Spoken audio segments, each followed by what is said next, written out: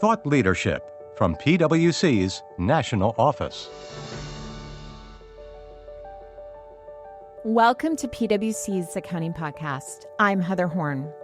Today we're back with the second episode in our two-part series on crypto assets. In part one, we focus on the fundamentals of crypto asset accounting. In today's episode, we're turning our attention to specific considerations for common crypto transactions, including stablecoins, staking, and lending.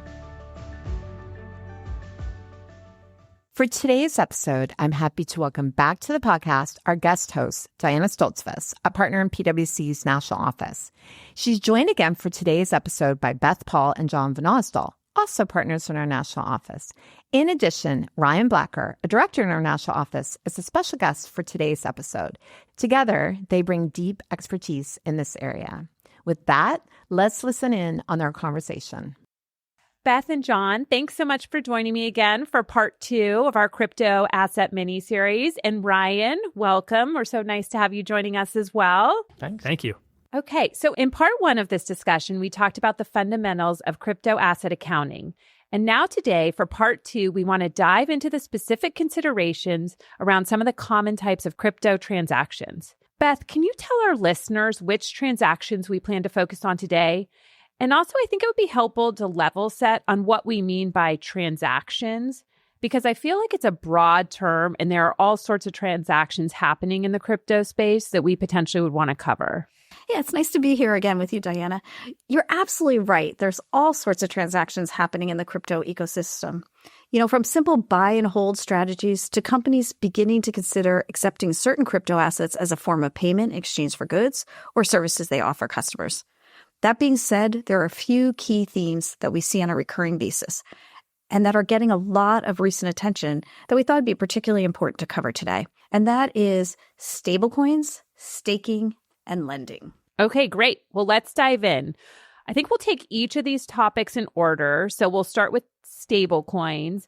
Ryan, can you give us an overview of what a stablecoin is and why we're talking about it today? Great. Yeah, thanks, Diana.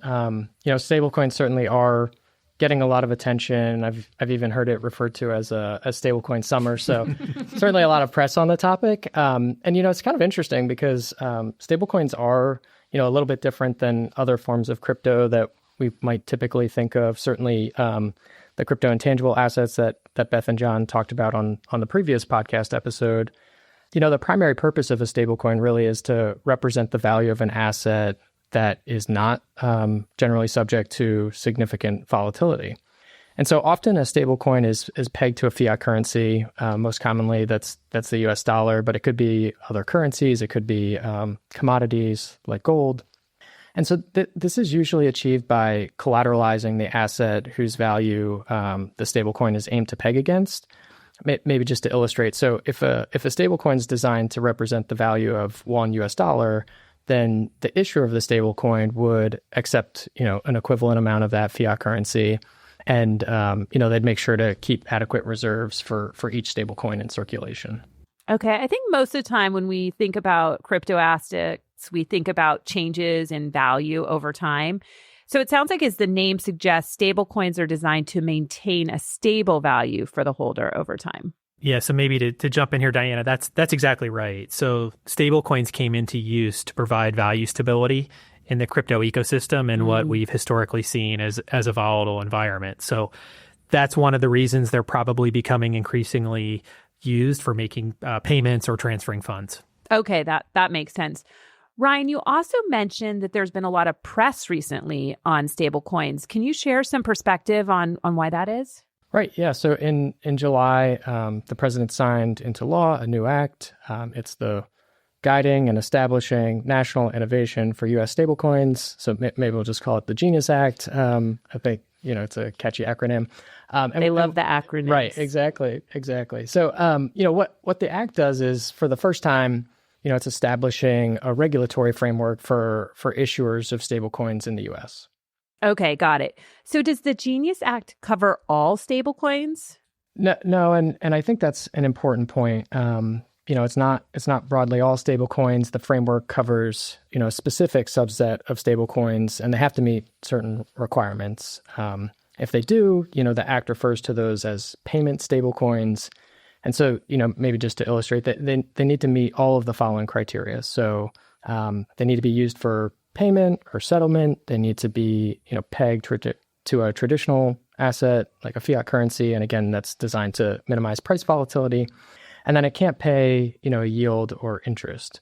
So if the stablecoin meets all of those criteria, then the stablecoin does meet the definition of a payment stablecoin. And why that matters is then it would not be considered a security under securities law. So we talked about the definition for payment stablecoin. There's certainly a lot of elements in the Act in terms of what's required of the issuers of those payment stablecoins. So maybe I can just talk about that for a moment.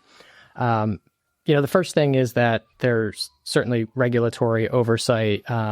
Let's say, for example, you're an insured depository institution, then the company would be required to be regulated by its primary federal regulator, so think the Fed or the FDIC or OCC, but ultimately that regulatory oversight depends on the type of institution. Another requirement for the issuer is that they need to maintain reserves. So we talked about reserves a little bit earlier. Those reserves would need to be maintained on a one-to-one basis, and that would have to be with high-quality liquid assets. So think, cash, treasuries, the like. Along with that, in terms of the reserves, they would have to be disclosed on a monthly basis. So a required monthly examination, it would have to be performed by an independent accounting firm. And, along with that, there also now would be a required annual attestation by the independent accounting firm. And that would be over the design of the issuer's internal controls. So not a full list, but just to give listeners sort of an idea of the requirements that relate to the Genius Act. And then, ultimately those are there to promote consumer protectionism and financial stability. Okay, that's really helpful, Ryan. Beth, is there anything else you want to add or that we should think about before we jump into the accounting? Yeah, I think if there's one thing to remember about crypto assets from these two podcasts, it's that the details matter. You have to understand the underlying rights of the holder and the obligations of the issuer because they do vary from stablecoin to stablecoin. So it's critical as a holder to review the terms and conditions to determine the nature and classification of the assets that you hold. For example, some stablecoins contemplate the idea that the stablecoin may be transferred to another third party in a future transaction. So that is, the terms and conditions include language like the right to redeem with the issuer will automatically transfer and be assigned to the subsequent holder, so long as those other holders are, eligible to meet fairly basic minimum requirements, like setting up an account and not engaging in inappropriate activities, right? Not being a bad actor. On the other hand, some stablecoins have terms and conditions that indicate that the right to redeem is contractually the right solely to you as the original purchaser. So those are very different. Right. The redemption rights also may limit who can open an account based on geography, or they may impose a floor, like a minimum, like you have to have, 100,000, 500,000, some number to be able to redeem. And in more extreme cases, the rights may not entitle the holder to a right to the underlying asset at all. So rather, it may say something like you can redeem for redemption in kind, but that's not really defined. So it's important, again, that you understand whether your company has these rights, and then not just the generic rights that you can find sort of on the generic T's and C's that exist on the website, but then we are finding some companies enter into specific agreements. Maybe they have a large volume with the issuer, and so they're entering into a separate contractual arrangement with the issuer that entitles them to specific rights and privileges, and those would be important when you're thinking about your classification and the things we've talked about earlier. Okay, well, these seem very important points, Beth, so thank you. So now let's turn to the accounting for stablecoins. Ryan, you mentioned that they differ from crypto intangible assets like Bitcoin and Ether. And I think this means the accounting will also differ as well. Can you share some perspectives on that? Great, yeah. There's no one universal answer on how the holder of a stablecoin should account for them. I think that's fundamentally for the reasons that Beth just described, right? There's a wide range of underlying rights in the terms and conditions for each stablecoin. So maybe what I can do is give a few indications of things that companies would look for when they're sort of figuring out the accounting for their specific stablecoin. So the first one, I think is fairly straightforward, but it's the purpose of the stablecoin. Probably something simple like maintain a peg to the US dollar. Obviously, if you're holding that, you'd expect that that's a pretty straightforward analysis. The second one, though, is, the contractual redemption rights of the holder. So are there minimum thresholds like Beth talked about? Are there limitations on the frequency of how often you can redeem? Are there restrictions on who can hold the stablecoin, like based on geography? So that's number two. And then, the third one is companies should also think about the collateralization of the stablecoin. So, not only what's being held and preserved by the issuer, but also how are they able to invest those funds in the reserves? Okay, that's really helpful on the types of things that you need to consider when you're determining the accounting. So after you've thought about those, what's the next step in accounting for stablecoins? Yeah, I think certainly determining the classification is critical. And I think the way it makes sense to go through the classification analysis is to first determine whether it meets the definition of a financial asset. So the thing we're most focused on in that part of the analysis is, does the holder have a contractual right to cash from the issuer? Something to be mindful of is that there are conditions that, if they're going to limit the redemption, particularly if that's at the discretion of the issuer, that would likely, adversely impact the ability of the company to classify the stablecoin as a financial asset. So something for listeners to just be mindful of there. And, if that were the case, it would result in the stablecoin being accounted for as another type of asset. Often that would be an intangible asset. So certainly, we've been saying it a couple times, but just to reemphasize, analysis of the underlying contract terms certainly matters. Now let's say, for example, that the company does in fact determine that a certain stablecoin meets the definition of a financial asset. So this is the critical part. The primary question that we've been receiving is, should the stablecoin be classified as a cash equivalent? And the answer to that question is, well, it depends. I hate to say that, but first the company needs to evaluate, does the asset meet the definition of a cash equivalent under US GAAP? So is it short term? Is it highly liquid? Is it readily convertible to a known amount of cash? And, ultimately, is it so close to maturity that there is, basically an insignificant risk of a change in value as it relates to changes in interest rates? I think there's really a lot to unpack in that definition. So maybe I'm just going to jump in here, right? The creation of stablecoins has resulted in the profession and myself, I feel like I cannot believe how much time we have spent recently thinking about the definition of cash equivalents and cash. I think something that, back in Accounting 101, you thought was pretty solid. Right. And it's so important that the FASB is, started a research project to consider the definition of cash equivalents. And so I think that just shows this is really a new world. But maybe just to highlight a few key elements. The definition of cash equivalents has to be short term. So this is generally understood to having a maturity of 3 months or less. I was going to ask that, Beth. I was thinking, I was like, I haven't thought about cash equivalents in a while, and it used to be 90 days or less. I didn't know with things are changing so quickly, it makes sense that the FASB is thinking about that. Right. Yeah. No, so that is still what's in there. But I think for stablecoins, we generally think they're going to meet that characteristic because they typically are redeemable with the issuer immediately or within a day or two. Mm-hmm. The second element of the definition is that a cash equivalent has to be highly liquid. So this means the asset needs to be convertible to a known amount of cash and should be redeemable on demand without incurring a significant penalty. So if you do have that 1-for-1 redemption, that's your terms and condition, this is likely met. But we also do typically look at what the underlying reserves are comprised of to understand whether those maturities don't exceed 90 days, sort of on an average basis, and whether the stablecoin issuer has that ability to redeem the stablecoins daily. Okay, I think that's really helpful to help bring that thought process to life. So let's say a company has a stablecoin that meets the definition of a financial asset and is now evaluating whether it further meets the definition of a cash equivalent. Ryan, what else do they need to consider? Well, we still aren't quite done yet. So not only does the stablecoin need to meet the GAAP definition of a cash equivalent, but it also must then meet the company's accounting policy of a cash equivalent. So, this is something that already exists in GAAP and ASC 230, the cash flow standard. And what it says is, well, not all investments that qualify as a cash equivalent are required to be treated as cash equivalents. A company needs to establish a policy in terms of which short-term, highly liquid investments that satisfy the GAAP definition of cash equivalents are treated as cash equivalents. And so, why does that matter, right? Well, if a company does determine that a stablecoin meets its accounting policy of being presented as a cash equivalent, then it would need to be reflected in the statement of cash flows, just like cash or cash equivalents or restricted cash. Okay. So to recap, even if a company has a stable coin that meets the definition of a financial asset, that doesn't automatically make it a cash equivalent. The underlying terms are important in making that determination. But any final thoughts before we go on, Beth? Yeah, I mean, maybe just one other point I'd make is that the classification of the asset from an accounting perspective not only drives the presentation, that cash flow discussion that Ryan just mentioned, but it also drives the subsequent accounting for the stablecoin. And that's particularly relevant when we think about derecognition, which we haven't yet really spent a lot of time on. But if we're in a financial asset model, then we're in the financial asset derecognition model.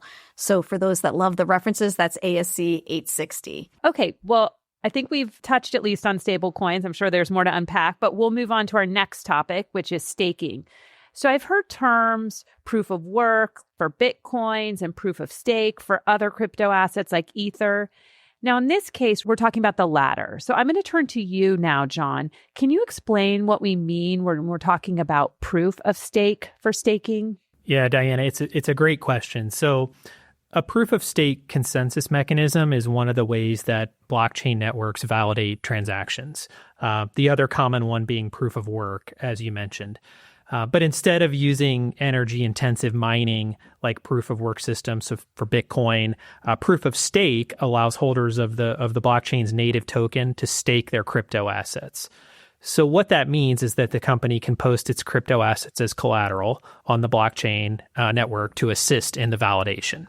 So in the most simple examples, there's often two parties involved with the blockchain protocol to perform the validation. Holders of the crypto assets may use their crypto assets, their technology and equipment to validate transactions by operating the node directly on the blockchain. And we often refer to this party as the validator. It's the one verifying transactions on the blockchain. Alternatively, holders may simply provide access to their crypto assets or delegate them to a validator. And so we often refer to this party as the delegator. And most of the questions we're receiving are with respect to the delegator's accounting. And so we'll focus on that probably for the rest of this discussion. Okay, so we'll focus on the accounting for the delegator.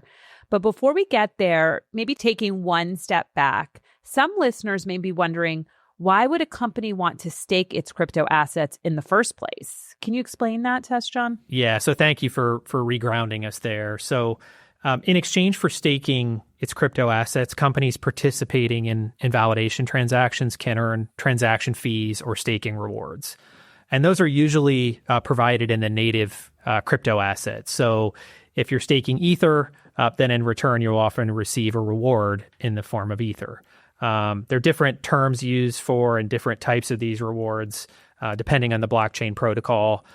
We won't go into all the nuances and the complexities there of how that can play out. But fundamentally, if a company has a hold strategy on a crypto assets that's on a blockchain that uses a proof of stake consensus mechanism, it's a way for the holder to generate an incremental return. Okay, I think that's super helpful. Thank you, John. So let's turn to the accounting now. What are some of the common questions you're hearing about staking when companies are acting as the delegator? Yeah, so the first one is, do I need to do anything with the crypto assets that I'm staking? Or in other words, should I derecognize the crypto assets from my books? In the most common scenarios we see, the crypto assets that are being staked are classified as intangible assets. And so the derecognition question comes down to whether control has been transferred. And that means applying the guidance in ASC 610-20. Okay. And that's tied to the control principles and the revenue standard in ASC 606. So kind of weaving our way through. We got to go to a lot of different standards here. Yeah. And so because of that and applying that guidance, the conclusion is often that the delegator does not derecognize the asset.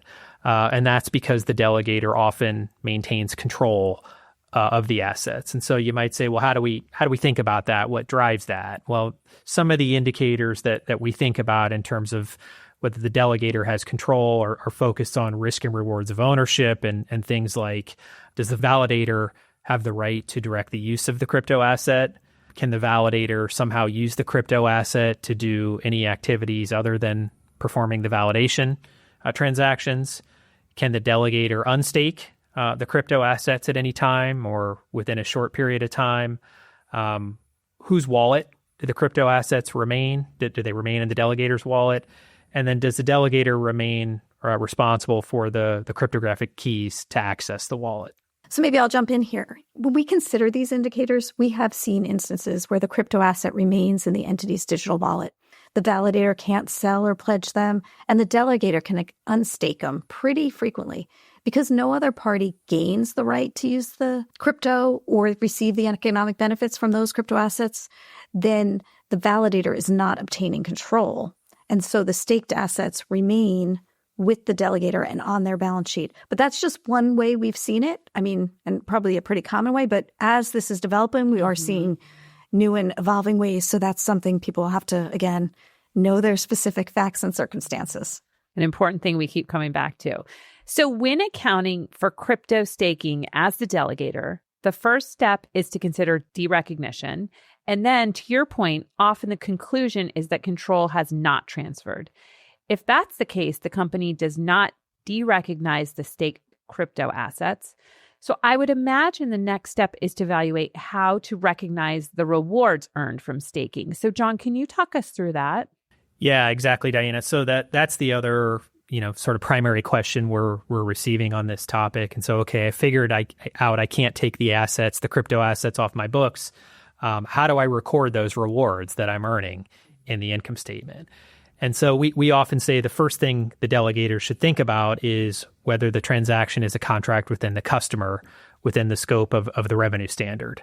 And so essentially is that part of the entity's ongoing major or central operations, again, in the scope of the revenue standard.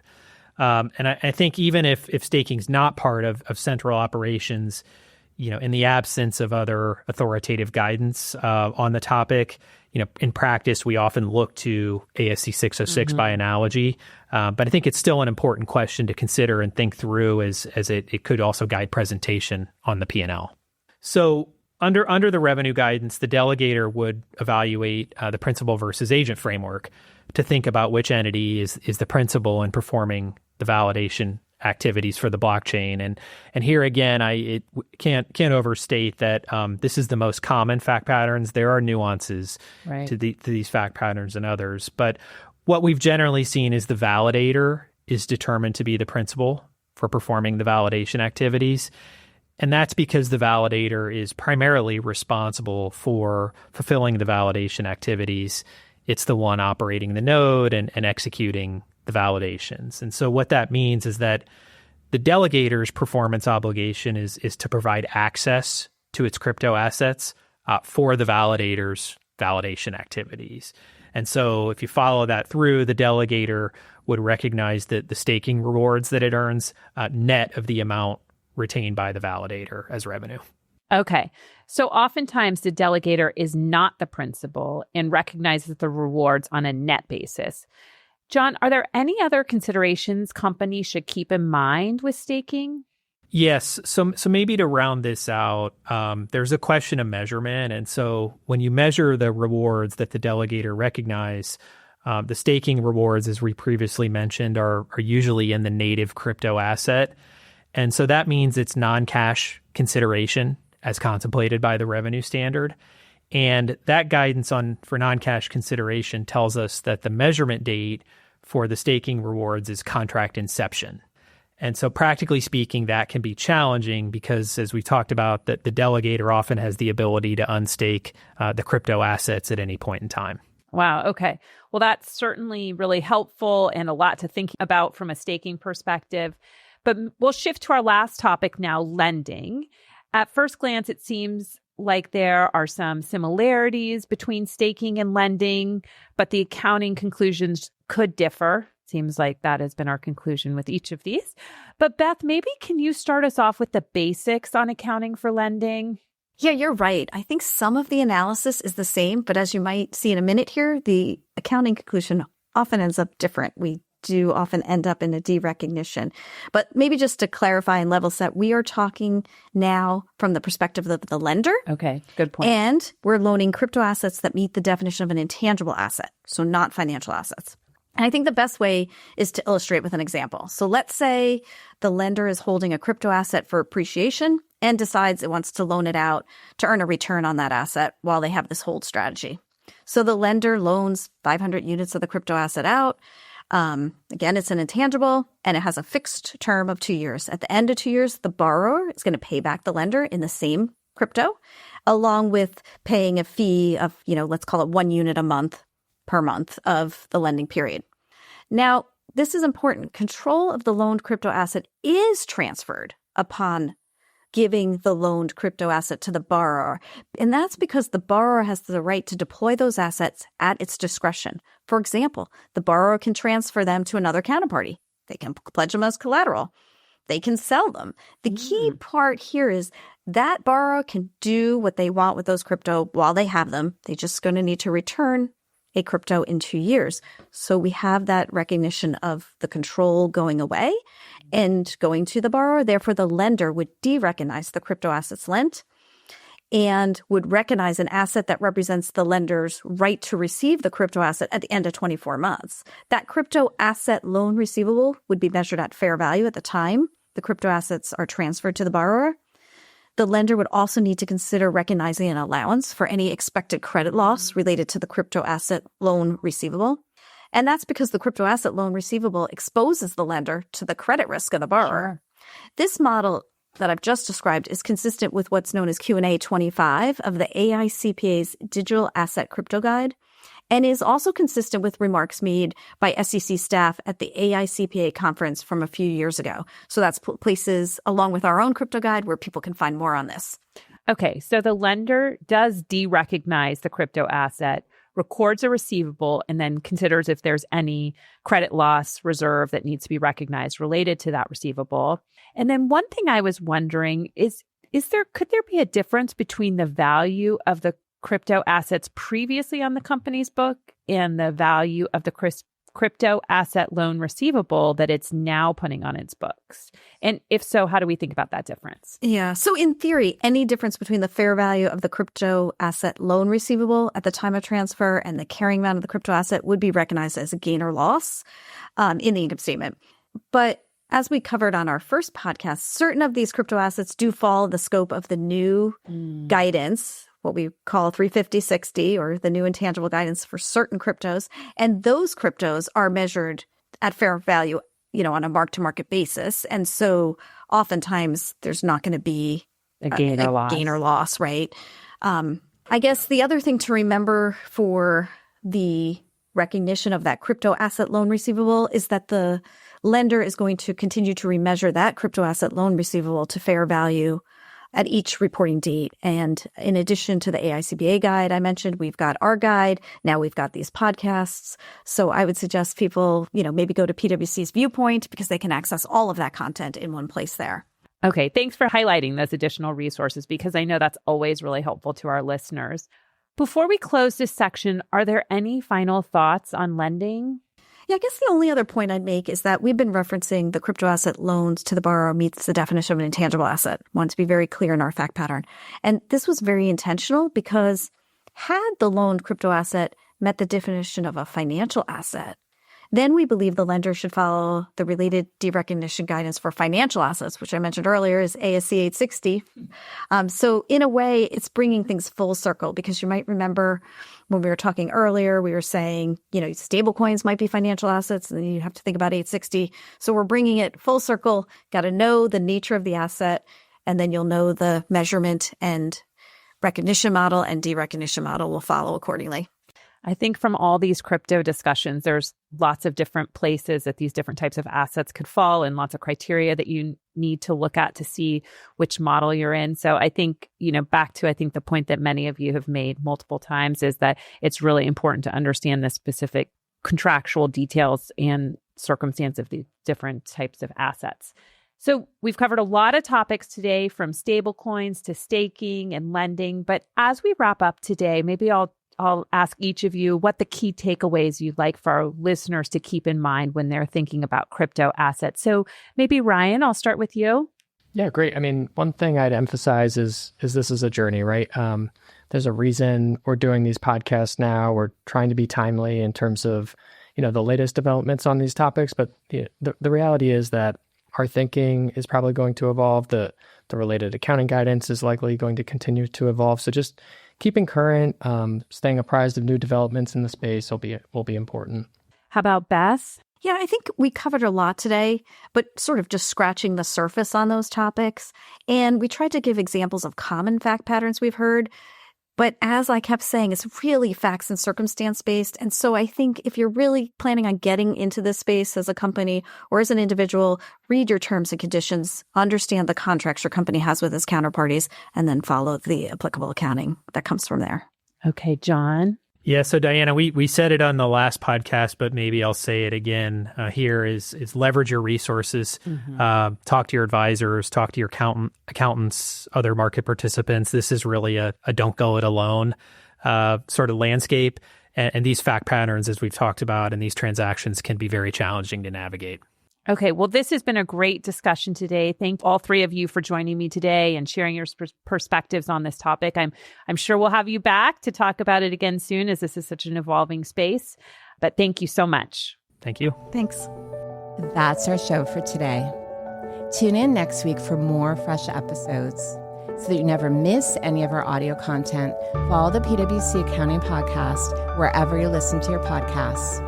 And to stay up to date on all our latest accounting and reporting news, sign up for our newsletter at viewpoint.pwc.com. From Thought Leadership at PwC, I'm Heather Horn. Thanks for tuning in.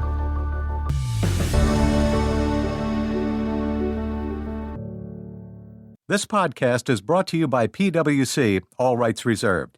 PwC refers to the U.S. member firm or one of its subsidiaries or affiliates, and they sometimes refer to the PwC network. Each member firm is a separate legal entity.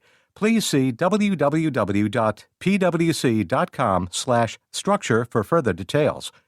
This podcast is for general information purposes only and should not be used as a substitute for consultation with professional advisors, including accountants and lawyers.